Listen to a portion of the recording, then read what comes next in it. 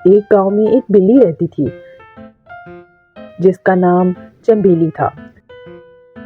چنبیلی بہت چالاک تھی اور گاؤں کے سب چوہے اس سے بہت ڈرتے تھے۔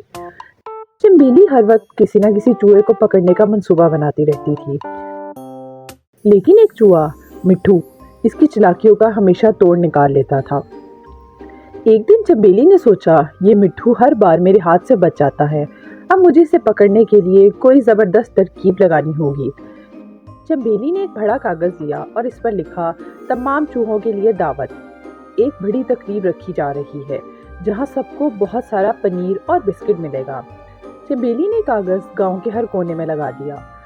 چوہے بہت خوش ہوئے اور ایک دوسرے کو خوشخبری سنانے لگے۔ مٹھو نے جب یہ اعلان سنا تو اسے فوراً شک ہوا۔ اس نے کہا، یہ ضرور چنبیلی کی کوئی چال ہوگی، ہمیں بہت محتاط رہنا ہوگا۔ لیکن دوسرے چوہے مٹھو کی بات ماننے کو تیار نہ تھے۔ انہوں نے کہا، بس تم ہمیشہ شک کرتے رہتے ہو، ہم ضرور دعوت میں جائیں گے۔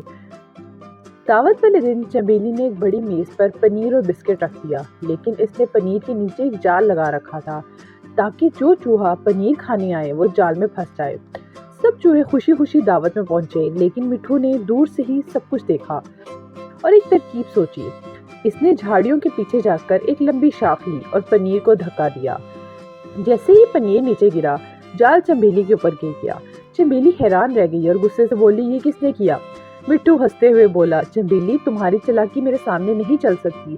چنبیلی نے جال سے نکلنے کی کوشش کی، لیکن وہ جال میں پھنسی رہی۔ چوہے خوش ہو کر بھاگ گئے اور چنبیلی کو سبق مل گیا کہ زیادہ چالاکی کبھی کبھی نقصان دہ ہوتی ہے۔ تو بچوں، ہمیں اس کہانی سے یہ سبق ملتا ہے کہ زیادہ چالاکی کبھی کبھی الٹی پڑ جاتی ہے۔ عقل اور ہوشیاری بڑی مشکلوں کو حل کر سکتی ہے، اور ہمیشہ اپنے دوستوں کو مشورہ دینا اور ان کی حفاظت کرنا ضروری ہے۔